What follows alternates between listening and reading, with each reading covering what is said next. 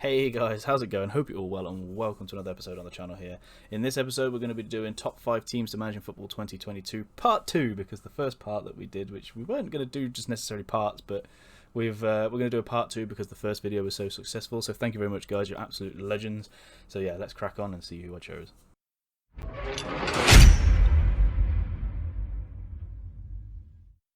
So guys, the first team on this list of part 2 is Schalke. Now the reason we're picking Schalke is because they've fallen very far from grace. They really have.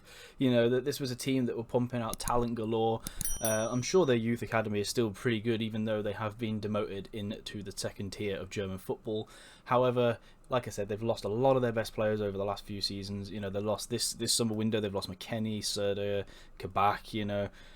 They didn't really bring many in. I think they brought like one in from Union Berlin and a couple of others, and they were like for thousands of pounds rather than millions. So they've definitely made a lot of money, but whether they can get back up into German tier 1 football, you know, who knows. But that it would be a very, very interesting challenge, I think, if you were to take on Schalke, you know, a team that has just completely collapsed and crumbled in no time, with a shock relegation as well, right at the bottom of the league, only winning 3 games.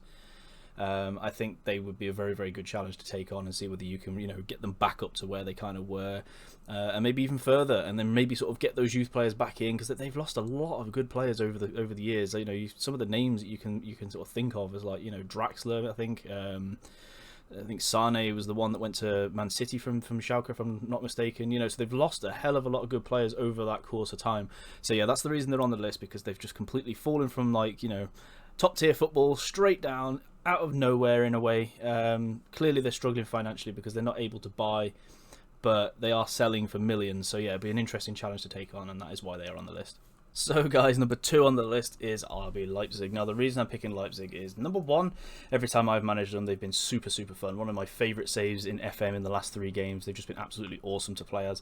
But it's mainly because they've got this incredible scouting system. So every time they lose players, so for instance this year they've lost Upamecano, Kanate, Sabitzer, who was an absolute bargain for Bayern. They've lost Wolf, they've lost their youth wonder kid in Lazar Samadzik, I think he's called, Sorloth and Hawan on loan to Wolves. So they've lost a lot of players there. However, they've been able to bring in a lot of good players as well, in Andre Silva, Gavardio. They've made Angelino permanently. They've got Mariba in from Barca. So they've got some really, really good players in. Every time they lose players, they're able to see sort of like bring them back in. And their scouting system's absolutely fantastic. It really, really is. They've got the core, they've got the foundation to build upon and take them to that next level of winning the league. So whether you can do that, whether you can take them on to win the league and then further into the Champions League, that's the challenge really. Keeping hold of the players as well while trying to do that is also the challenge. But you've got Poulsen, who, even though his attributes in FM21 would suggest he can't really score goals, he just bangs them in for me, or, you know, galore. I think he's got something like 11 finishing and 10 like composure or something, but he just seems to score a lot of goals. All his other attributes are really, really good. His mentals and physicals are fantastic. So, but players like that, you know, are going to be really, really sought after in FM22, I think. So I've struggled to keep hold of him in Football Manager 21 sometimes, and I've managed to just about convince him to stay with me. But yeah, they are a very, very fun save, and I highly recommend that you try them out because they really are exciting to play as. I know that they're kind of frowned upon a little bit because of the whole Red Bull side of things, but they are really, really good, and they've got a good core youth system, as well as a very good scouting system, so that is why they are on the list. So guys, we're going to go back to the Premier League for number 3, and we're going to pick Arsenal Football Club. Now the reason we're picking Arsenal is because, not because I support them, unfortunately, but let's face it, they're in a bit of trouble. They're really struggling in the Premier League. They've only got the 1 win and the 1 goal so far.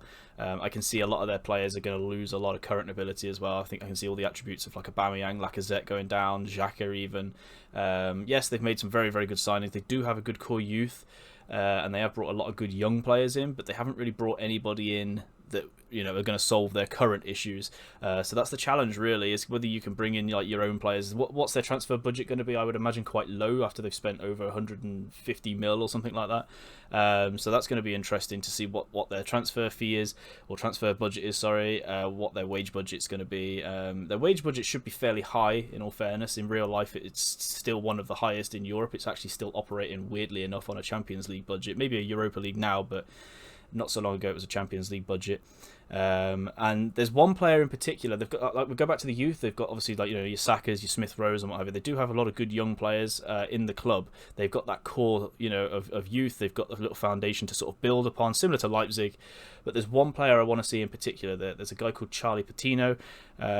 He is a youth player that has got a lot of potential, apparently. So I want to see how Football Manager rate him, because in real life, a lot of the coaches at Arsenal are saying he's a player that they've never seen, so good before.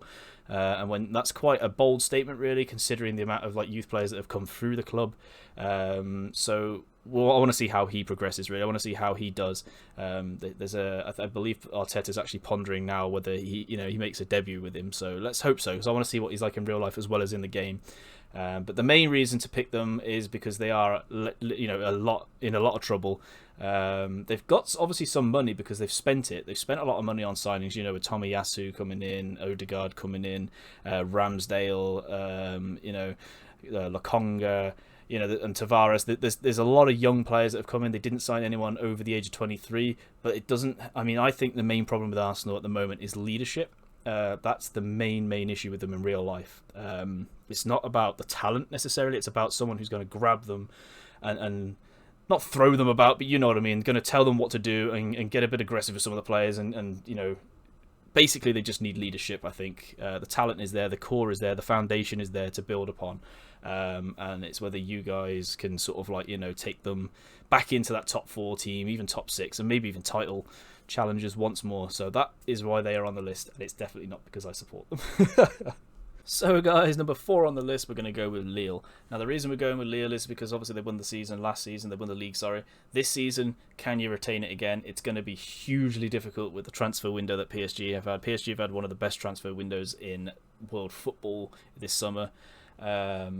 Lille, not so much. Lille, not so much at all. They've lost Sumer to Leicester. They lost Magnan to AC Milan. Araujo to Atalanta. They've lost a lot of players. There's even more players that they've lost than that, and they've only brought in a very, very small number of players. They brought in a Nana from Hamburg and Goodmanson. So that's about it, really. They've hardly brought anybody else in. The other players they've brought in have been on loan, so they've not really spent a lot, let's face it, to retain that title, but they've lost a lot of players. I suppose the core players are still there, but they have lost. Sumer, for instance, is a very, very good player. Leicester have got themselves a very good player in him, and I think Lille will miss him massively. So whether you can retain that title, with Lille in this challenging environment, Marseille at the moment are doing, fairly decently in the league in real life, whilst Lille are not. I think they're mid-table at the moment. So their title challenge in real life is not so good, really. But whether you can actually go one better and just actually, retain it for 2 years in a row, I think that would be really difficult. Definitely, it'll be very, very difficult, but it's not impossible. And like I said, they haven't lost all of the core players, but they've lost a couple that are very, very difficult to replace, and that is why they're on the list. So guys, number 5 on the list, we're going to go into the Championship and we're going to pick Coventry City. Now the reason we're picking Coventry City is because, one, they finally got their stadium back, the Ricoh Arena. They're playing at home at long last, which I am actually really, really happy about, to be fair. I'm not a Coventry fan, but I'm happy that that is the case, because that is where they do belong, in my opinion. Kudos to Birmingham for letting them have their ground for 2 seasons, but they do belong in Coventry at the end of the day, and it's so good to see them back. But not only that, but they've brought in some very good players, and they're actually doing really well in the league now, in real life. They brought in some good players. They seem to have good ties with Brighton, so they brought in Victor Gyorekes. I think that's how you pronounce his name. I'm bad at pronouncing names, but they brought in him for $1 million, which is quite a big fee, really, for Coventry to spend. And they've definitely got in a few others as well. They got in a good centre-back from Chelsea, and they bought, I think they made Ben Sheaf, who's done really, really well for them over the years on loan. They've finally got him in on a permanent deal. And it's good to see, really. It's good to see them finally going in the right direction. And like I said, they are doing really well in the league at the moment. And to be fair, they have been a very, very fun save every time I've done them. Obviously, they don't have the money that, say, like Bournemouth does, or those teams at the higher end of the table. But that is the challenge, really, is can you, not only stop them from going down, which I think their squad's too good to go down, to be fair. So I think that, mid-table in real life is probably where they're going to sit, maybe mid-table to sort of top end, maybe sort of, that top, just sneaking into the top end anyway. But can you take them one further, get them promoted back to where they belong in the Premier League, back in their stadium? And yeah, that is why they are on the list. So guys, that's it for this episode. I hope you guys enjoyed it. Let me know in the comments below if you agree with some of these teams. If not, you know, who would you pick in there? Maybe they can go into part 3 if I do one. We'll see. I'm hoping to do a lot more of these type of videos anyway. There's also going to be some other new content as well that's not FM related coming out onto YouTube fairly soon, based upon one of the videos that I've done just previously. I'm super excited by that. I'm super happy with how that video went as well. So thank you everyone that supports me. I really appreciate it. Anyways guys, I will see you in the next episode. Stay safe and take care.